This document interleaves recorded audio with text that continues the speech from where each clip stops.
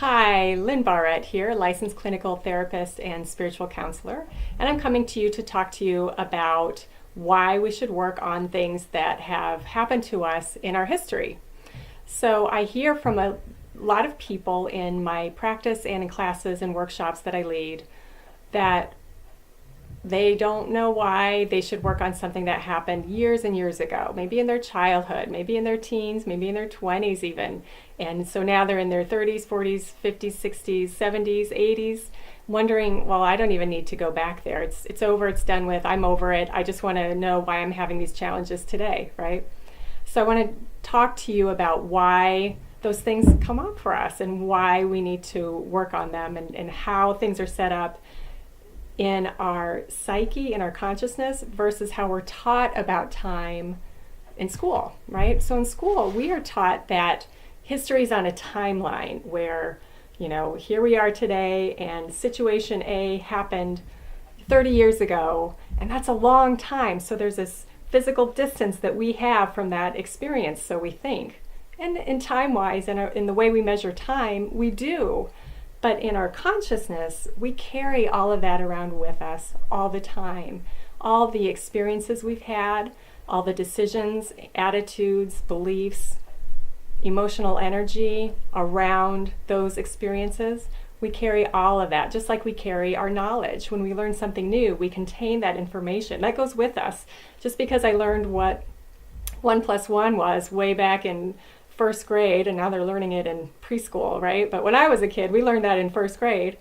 That was a long time ago. Why is that relevant now? Well, it's a building block for my math skills later on, right? And I carry that knowledge with me. Just in that same way, we carry all of our experiences with us all the time. And I want to give you just a couple of things to think about. I really like this image in a book called Spiritual Power Tools, Support for Your Soul by Jane Elizabeth Hart. And I'm going to put a link for a free PDF download for that book in the comments below.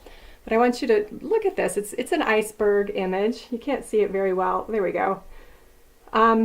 Where we have the 1/10 conscious and the 9/10 superconscious in this iceberg. So 1/10 of the iceberg is above water and the rest of it is below water. And I like this image a lot because it shows how we carry things around. We carry things around not in a timeline where we get distance from an experience, but as if we're an iceberg and all of those experiences are stored chunks of ice belonging to us, being carried around by us all the time, every day.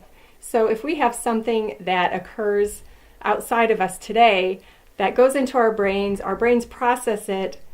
Our brains can only process things, our intellect, I want to say, can only process things based on our history. So something happens, it goes into our brains process that, pulling from our past experience. So that's why we react to something maybe over much than we would otherwise. For example, I like to use kind of the silly example of, if I were bit by a dog when I was 4, I wasn't, but let's say I was, then I am,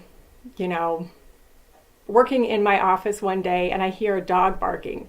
And the dog is barking incessantly because the owner isn't taking care of it very well, right? Or if it needs something, it's trying to be heard. But I hear this barking and all of a sudden I get agitated because this barking is driving me crazy.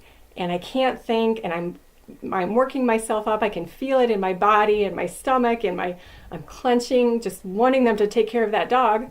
Well, it's one thing to be annoyed by a dog barking, right? But my reaction is building too much. So that tells me that there's something going on within me that's being triggered by that because there's more energy than what's being called for in the situation. So what happened, let's say, in my little example here, is that the dog was touching on that capsule in my brain that is marked dog, where my brain, body, mind, soul stored that experience of being bitten when I was 4. So it's pulling out that emotional reaction from the past and adding it to what's going on in the present.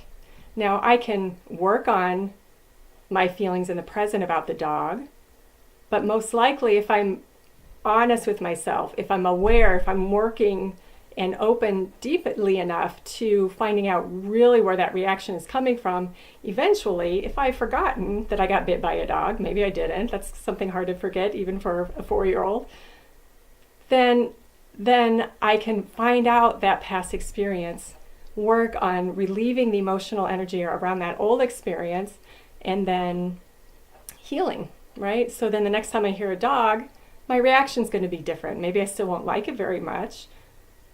Or maybe all of a sudden I'll love dogs because I've healed that emotional reaction in me.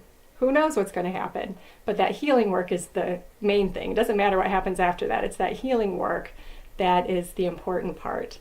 And bringing that around to neuroscience, which I love to do, there's a book by a psychiatric researcher named Bessel van der Kolk, and the book is called The Body Keeps the Score. It's an excellent book. I'll find a link and put that in the description below as well.